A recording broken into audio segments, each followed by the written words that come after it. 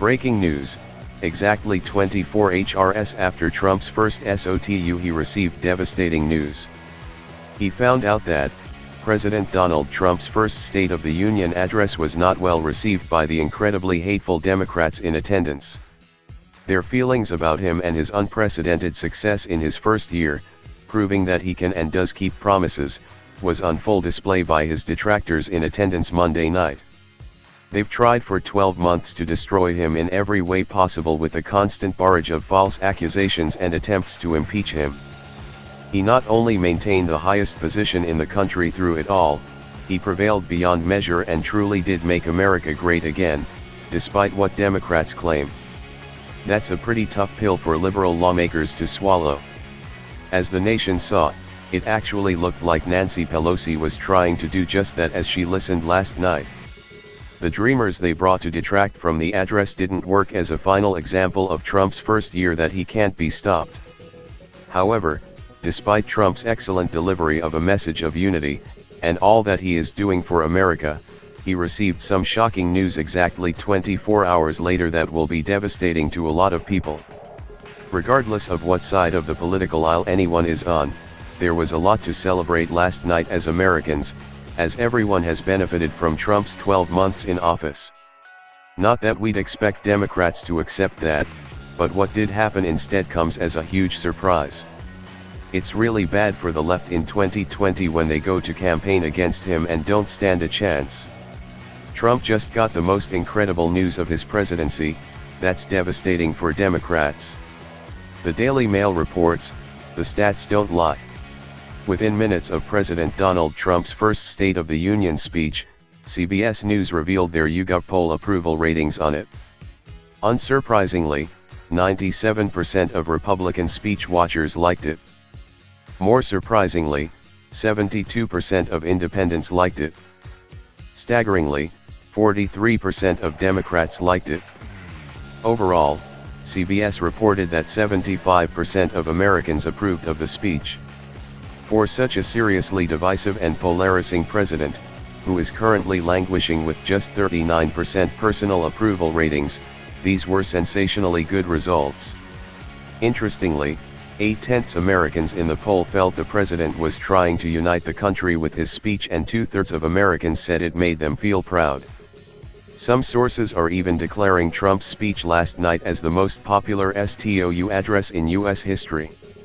However, what's particularly impressive is what Piers Morgan admitted in his piece for the Daily Mail, based on what he saw in his own unofficial poll on Twitter. Americans are turning against Trump-hating celebrities and buying into the president's American dream. That's a nightmare for Democrats, Morgan said. Morgan explained how he came to this conclusion that was a shock to him based on what happened when all the most liberal celebrities in Hollywood came out to hate on Trump to all their Twitter followers. Contrast this reaction with the instant and so tediously predictable blind rage spewed by the world's liberal celebrities on social media before, during and after the address. From my own unofficial poll, i.e. my own eyes on Twitter, I'd say 99% of them were so furious at the speech they could barely think straight. I was told darkness could not exist in the light, tweeted Sarah Silverman. But here it is, for everyone to not see. Jim Carrey tweeted an illustration of sharks across a map of America, then another of a weeping Abraham Lincoln and the caption, "It's my party and I'll cry if I want to."